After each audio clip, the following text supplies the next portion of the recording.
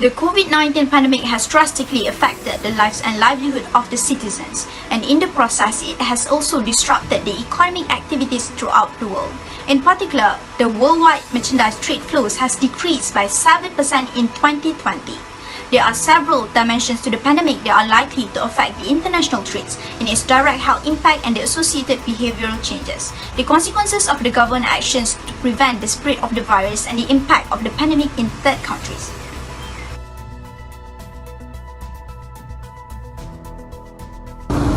The COVID-19 pandemic has led to the issue of disruption to import and export activities across the country. The Malaysian government enforced the Movement Control Order on 18 March 2020 to curb the spread of the COVID-19. As a result, all economic activities should be halted during the PKP except for the essential and service sector that has been listed by the National Security Council. Minister of Entrepreneur and Cooperative Development, Wan Junedi Tunku Jaafar, revealed that the number of companies that had to close their operation since the Movement Control Order from March to September 2020 had reached 30,000 companies based on statistics from the Companies Commission of Malaysia. Although the government eventually agreed to allow the manufacturing sector to continue operating, it was still unable to restore their production productivity. This is due to the several SOP that have been introduced by the government to control the economic activities, such as limiting the capacity of the workforce to only 50% of the employees and limits the operating hours of businesses. Furthermore, economic nationalism, which are seen to be adopted by some countries, worsening the issue of disruption to import and export activities across the country. The first issue had effects on the economic growth rate, where Malaysia GDP in second quarter of 2020 were contracted 17.1% from marginal growth of 0.7% in the previous quarter of 2020. The implementation of MCO in curbing the widespread of COVID-19 have affected the overall Malaysia economic activities. Among the effect of MCO, firstly it has given an impact on Purchasing Managers Index (PMI), where it continues to be contracted, where in March 2020, its score was 48.4 points compared to 48.5 points in February 2020. Lack of new orders from importing countries due to the economic nationalism can damage the international business system. It has an impact not just on exporting countries' income, but also on the supply chain. For example, New Delhi that banning the export of 26 medical supplies such as paracetamol, and German authorities that stop export of masks will contribute to the imbalance in the supply chain, since countries who do not have access to medical goods will be adversely impacted by the COVID-19. This issue gives a huge impact on the production performance, as they cannot reach the optimum level of their production as they must adhere to government standard operating procedure. For instance, prolonged business closure have affected the productions of new Honda Malaysia models due to the lack of testing at manufacturing facilities. In addition, this issue also faced by other countries that implement MCO, where their car export were down by billions, such as in Spain, Canada, Japan, and the US. The slower performance of production due to the lack of labour demand not only can affect the cost profit of manufacturing industry, but also it can affect the labour market due to the retrenchment of reduced labour costs during the MCO. When the COVID-19 pandemic finally started to subsidize, manufacturing companies all around the world were vulnerable to the supply shock that began in China on February, and also the demand shock that followed due to the global economy shutdown. The solution in response to this situation is to keep the global chain supply going.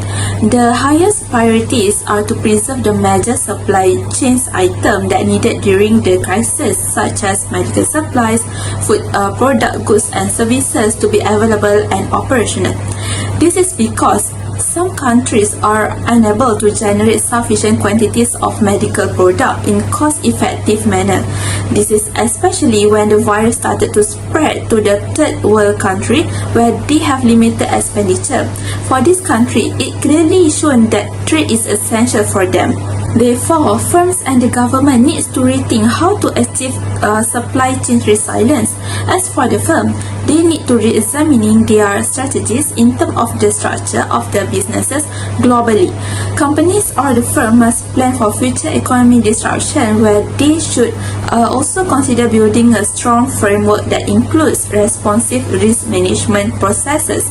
On the other hand, for the governments, they will need to reconsider the relevant policy that is more suitable to resilience, such as reopening manufacturing sector based on percentage of employees who are fully vaccinated and mandatory requirement for RTK antigen tests every 2 weeks. When the government open the manufacturing company, this can help to regenerate the economy back, where the import-export activity can be back as usual in order to keep the supply chain going. This definitely helps to increase the economic growth rate and progressively accelerate economic condition.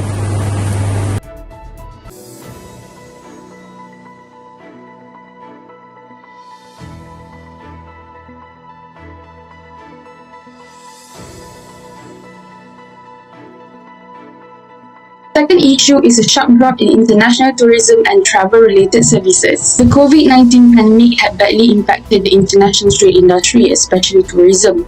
Based on OECD COVID-19 policy responses and recovery, it stated that tourism continues to be one of the sectors hardest hit by the pandemic, and they expect international tourism to fall by around 80% in 2020.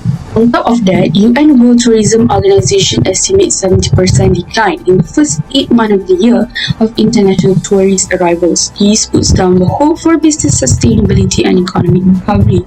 Thus, with no meaningful recovery in international tourism, it hindered business and destination growth, since many countries face further challenges of further wave of the virus. The first effects, millions people job in tourism, is at risk. Tourism is highly labor intensive and provides a high volume of job for low-skilled workers and higher-skilled jobs. The World Travel and Tourism Council estimates that 174 million jobs are at risk by 2020 globally. For instance, hotels, restaurants, tour operators, airlines, cruise ships have suspended their operations indefinitely, and 51 million businesses are at risk and impacts on employment opportunities. With a drastic fall in economic activity, workers in tourism industry are now facing devastating reductions in the working time and potential job losses. The second effect is the challenges in making predictions in a fast-moving and uncertain situation. As we know, it is difficult to measure the ongoing impact of the crisis, especially when it exposes flaws in tourism's statistical information system, such as a lack of comprehensive, similar, and relevant data to inform support of business decisions. For example, at this early phase, the government attempt to contain the outbreak by isolate confirmed cases, conducting lockdown and restriction. But if it fails, the government again need to determine the appropriate level, timing, and durations of interventions to mitigate the cause of clinical infection. In the current environment, traditional forecasting methods used by government are unreliable. Government needs more comprehensive outbreak control that didn't affect tourism longer than it should be. Also, the UNWTO panel of experts consider travel restriction as the main barrier weighing on the recovery of international tourism. Consequently, the tourism industry suffered in a sudden decrease in economic activity. As a result of the many uncertainties, no particular plan can be genuinely predictive for the pandemic control, and the industry as a whole continues to suffer from long-term losses. There are 2 recommendations that can be made for the second issue. First and foremost is to restore traveler confidence. Every travel agency must update their travel policy and review it regularly. By having a clear, up-to-date and well-defined travel policy, it will ensure that travelers' expectations are clear regarding the type of travels allowed, while maintaining visibility of traveler whereabouts. Other than that, every travel agency should consider providing PPE kits to their employee to take with them, so they can go a long way to calm nerves around potential high risk. It can be as simple as providing a face mask, sanitizer bottles, and wipes. The second recommendation is to promote domestic tourism and supporting safe return of international tourism. Domestic tourism helps to revitalize tourism industry post-pandemic phases. Domestic tourism involves residents of a country to travel within the same country, such as road trips, weekend getaways, and staycations. COVID-19 has impacted tourist behavior and attitudes toward traveling, and people prefer to travel domestically rather than overseas. Furthermore, tourism players acknowledge their potential to revive the tourism industry and business via domestic tourism. Despite this, declaration of health, safety issue, flight availability, travel restriction, and quarantine durations are the key barriers to stimulating domestic tourism and rebuilding the tourism industry.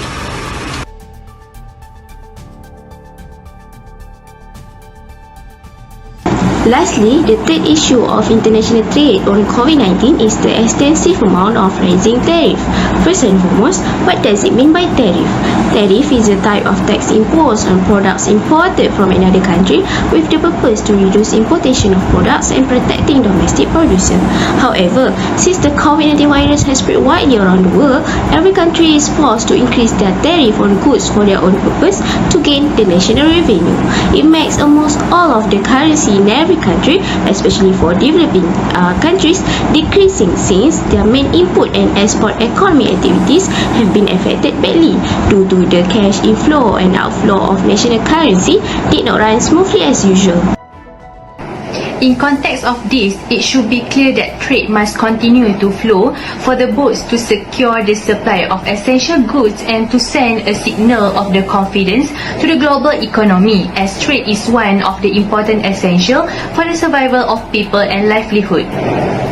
This is a difficult task during a period of rising trade tension for every country, when the international trading system has already been subjected to an increase of new restriction and distortion from the tariff rise among the major traders, especially during this pandemic of COVID-19.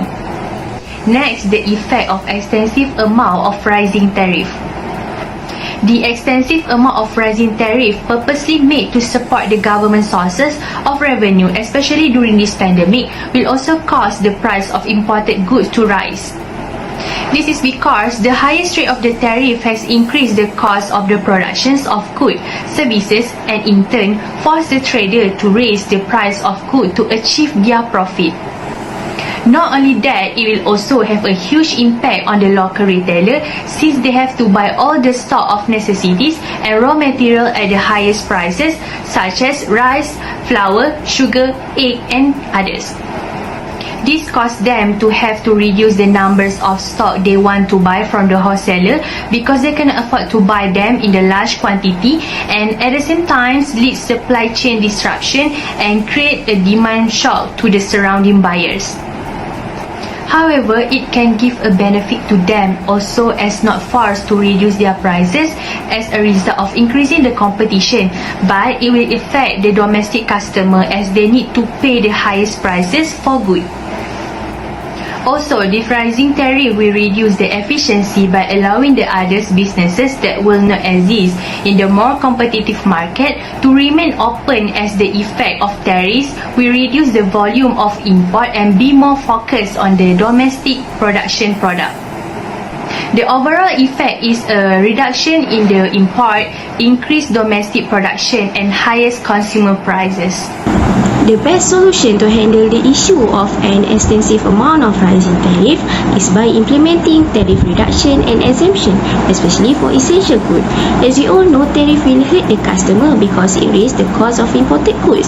Therefore, through giving the tariff exemption and reduction towards importers, it can encourage import activities of products into the country, which is clearly profitable due to the existence of the movement of national currency flow. Generally, tariff exemptions means when the government provides tax exemption on imported goods due to certain matters like protection of the goods and high demand from customer. Among the goods that can be exempted from the tariff are essential goods such as rice, sugar, cooking oil, flour, onions, and other raw materials to help the country face demand shock. With the exception of the tariff imposed, it can attract the interest of importers because they will definitely supply the essential to countries that lack restriction and barriers. Especially, our interest in tariff has been decreased. As a result, it will prevent our country from experiencing a shortage of resources, especially food resources, and in turn encourage our economy to continue to develop during this pandemic. To conclude, access to global demand through open markets and ongoing trades are necessary for boosting and sustaining economic recovery when the COVID-19 hits country at different times and rates. Thus, it is important to consider how to keep trade ongoing during this crisis and ensure it supports global recovery. The pandemic's economic crisis exposed several supply chains concerns and challenges toward globalization. This circumstance shows that the governments and businesses around the world need to re-examine their supply networks, identify their weak points and take measures to strengthen it. It is time to adopt a new perspective that not only utilize global strength but also enhance resilience and decrease risk from future disruption.